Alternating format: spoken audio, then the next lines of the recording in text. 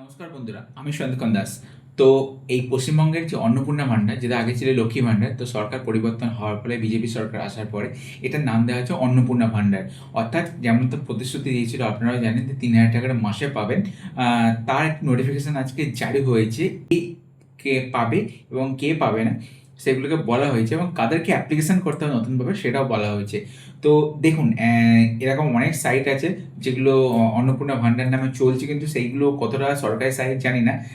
সেখানে কোনোভাবে সরকারি তরফ থেকে কোনো নোটিফিকেশান আসেনি, তো জানি না। আপনারা অবশ্যই সরকারের যে নোটিফিকেশানের খবরে চোখ রাখুন, কোনো গুজবে বিশ্বাস করবেন না। কিন্তু হ্যাঁ, এটা সত্যি যে সরকার দেবে 1 জুন থেকে 3,000 টাকা করে।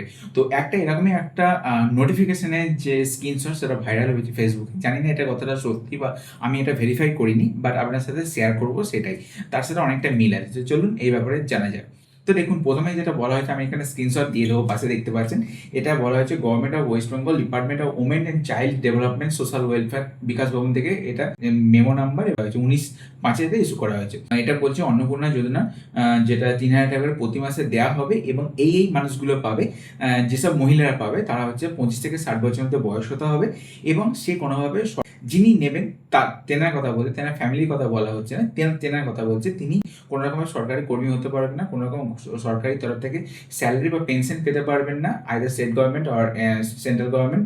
এনি স্ট্যাচুটরি বডি হতে পারবে না, বা গভর্নমেন্ট আন্ডারটেকিং এর আন্ডারে থাকতে পারে না, পঞ্চায়েত, মিউনিসিপ্যালিটি, বা কোনো রকম টিচিং বা নন টিচিং এমপ্লয়মেন্ট, সেগুলো কোনো রকম কিছুভাবে মানে হিসাব মতো চাকরি করলে হবে না, সরকারি চাকরি করলে হবে না। সে ব্যবসা করতে পারে, সে ঠিক আছে, বেসরকারি চাকরি করতে পারে। কোনো রকম সরকারি তরফ থেকে সাহায্য বা সরকারি মাইনে, সরকারি পেনশন কোনো রকম হলে সে এটা এলিজিবল নয়। তো এই পয়েন্টটা অনেকটা বড় পয়েন্ট ছিল, 2 নম্বর, এটা আপনি বলে দিলাম। আর 3 নম্বর হয়েছে তার যে নেবে, যে অ্যাপ্লিকেশন করবে, তো সে যদি ইনকাম ট্যাক্স দিয়ে থাকে তাহলে কিন্তু সেটা তার হবে না। সে আইটিআর ফিল আপ করতে পারে, কিন্তু তার যে ট্যাক্স ইনকাম স্ল্যাব সেটা তার তার মধ্যে থাকতে হবে। ইনকাম ট্যাক্স দিলে কিন্তু সে এলিজিবল নয়। তো এই 3টে কন্ডিশন স্যাটিসফাই করলে তবেই সে পাবে। তো বলা হচ্ছে এইটা যে 3,000 টাকা করে আসবে, আগে যেমনটা হয়তো কোনো ট্রেজারি বা এর মাধ্যমে ক্রেডিট হতো, কিন্তু এখন থেকে ডিবিটি মতলব ডাইরেক্ট বেনিফিশিয়ারি ট্রান্সফার, মানে আধার কার্ডের সাথে আপনার যে অ্যাকাউন্টের লিঙ্ক আছে সেই অ্যাকাউন্টেই ডাইরেক্ট আসবে। তো ডিবিটি এখন সবাই চেক করছে, ডিবিটি এনপিসিআই ওয়েবসাইট বা আধারের ওয়েবসাইট থেকে চেক করে নিতে পারেন। তো আমার যে ভিডিওটা এখান থেকে দেখে নিতে পারেন কিভাবে আপনার ডিবিটি চেক করবেন, কোন অ্যাকাউন্টের সাথে ডিবিটি আছে। আগে যে লক্ষ্মী ভান্ডারের টাকা ঢুকতো, সেই অ্যাকাউন্টের সাথে কি ডিবিটি লিঙ্ক আছে, মানে আধার লিঙ্ক আছে কিনা সেটা আপনারা চেক করে নিতে পারেন। যে অ্যাকাউন্টে লক্ষ্মী ভান্ডার ঢুকতো সেই অ্যাকাউন্টে যদি না থাকে, সেই অ্যাকাউন্টে আবার আপনাকে আধার সেট করতে হবে, মানে ডিবিটি আপনাকে অ্যাক্টিভেট করতে হবে ওতে। তো এটা খুব সহজ ব্যাপার, ব্যাংকে যাওয়ার দরকার নেই, ঘরে বসে আপনারা করতে পারেন। সামনে টিউটোরিয়াল ভিডিওটা আমি দেখিয়ে দেবো। দেখতে পাচ্ছেন এটা 1 জুন থেকে দেওয়া হবে, এবং এই মাসে যে পেলেন না 1,500 টাকা, সেইটা কি একবারে দেওয়া হবে নাকি সেটা সেরকম কোনো কিছু নোটিফিকেশনে বলা হয়নি। আমি কোনো রকম পলিটিক্যাল ব্যাপারে যাচ্ছি না, বা কোনো রকম পলিটিক্যাল ইস্যু ক্রিয়েট করতে চাইছি না, কিন্তু আমার মনে হচ্ছে 3,000 প্লাস 1,500 হয়তো দিতে পারে, হয়তো। বাট এটা শিওর 3,000 টাকা 1 এপ্রিল থেকে দেওয়া হবে। আর 3rd নম্বর পয়েন্টে বলা আছে সবচেয়ে বড় পয়েন্ট, যারা অলরেডি এক্সিস্টিং লক্ষ্মী ভান্ডার পেতেন তাদেরকে মাইগ্রেট করা হচ্ছে, তাদেরকে আপগ্রেড করা হচ্ছে অন্নপূর্ণা ভান্ডারে।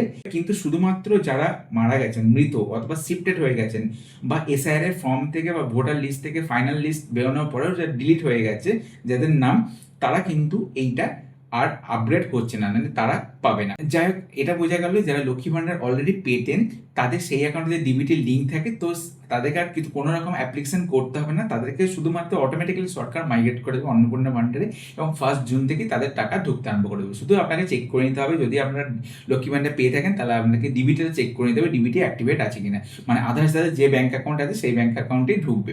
অ্যাপ্লিকেশন কাদের করতে হবে? অ্যাপ্লিকেশন করতে হবে যারা নতুন অ্যাপ্লিকেন্ট, যারা এতদিন পাননি, বা অথবা অ্যাপ্লিকেশন করেছিলেন তারপরেও পাননি, বা নতুন যারা অ্যাপ্লিকেশন করতে চান, হয়তো 25 বছর হয়েছে বা 60 বছরের মধ্যে ছিলেন, এতদিন হয়তো কোনো কারণে অ্যাপ্লিকেশন করেনি, তাদের জন্য 1 জুন থেকে অন্নপূর্ণা যোজনা একটি পোর্টাল চালু করা হবে, যার মাধ্যমে আপনার অনলাইনে অ্যাপ্লিকেশন করতে পারবেন, এবং সেই অ্যাপ্লিকেশন প্রসেসটা আপনার এরপরে ভেরিফাই করা হবে অথরিটি দ্বারা, যেগুলো হতে পারে বিডিও হতে পারে, যদি আপনি গ্রামে থাকেন পঞ্চায়েত, যদি আপনার শহরে থাকেন তাহলে এসডিও, এগুলোকে ভেরিফাই করবে।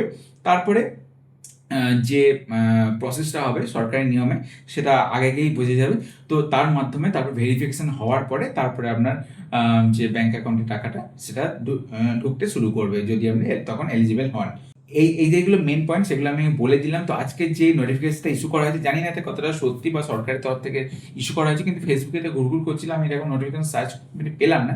যাই হোক, হতে পারে এটা অরিজিনাল নোটিফিকেশন, কিন্তু আমি এটা কোনো গুজব ছড়াচ্ছি না, বা জাস্ট আপনাদের একটা ইনফরমেশন দেওয়ার জন্য শেয়ার করলাম। আপনারা অবশ্যই সরকারি যে নোটিফিকেশন বা সরকারি যে ঘোষণা তার উপরেই চোখ রাখুন, বা বিভিন্ন নিউজ চ্যানেলে সেখানে চোখ রাখুন। এর সাথে আছে যুবশক্তি, যার কোনো এখনো পোর্টাল চালু হয়নি, তার কোনো ব্যাপারে খোঁজ নাই। তো এটাও আশা করা যাচ্ছে যারা যুবশক্তি বা যুবসাথী পেতেন, হয়তো তাদেরকে হয়তো এরকম ভাবে মাইগ্রেট করা হবে অটোমেটিক, তাদেরকে আর কোনো অ্যাপ্লিকেশন করতে হবে না। যারা নতুন করবেন তাদের হয়তো পোর্টালে অ্যাপ্লিকেশন করতে হবে, হয়তো হতে পারে যে 1 জুন থেকে অটোমেটিক্যালি তাদেরকে আপডেট করে দেওয়া হবে যুবশক্তিতে, যুবসাথী থেকে। তো আশা করি আরও যদি কোনো আপডেট পাই তাহলে আমি আবার শেয়ার করব। তো অবশ্যই চ্যানেলকে সাবস্ক্রাইব করে দিন, আর ভালো লাগলে লাইক শেয়ার সাবস্ক্রাইব করতে ভুলবেন না, বন্ধু পরিজনের সাথে একটু শেয়ার করে দিন। তো দেখা হচ্ছে পরের ভিডিও, ততক্ষণ ভালো থাকুন, সুস্থ থাকুন, আর দেখতে থাকুন আমার চ্যানেল সন্দীপ দাস। জয় হিন্দ, জয় ভারত।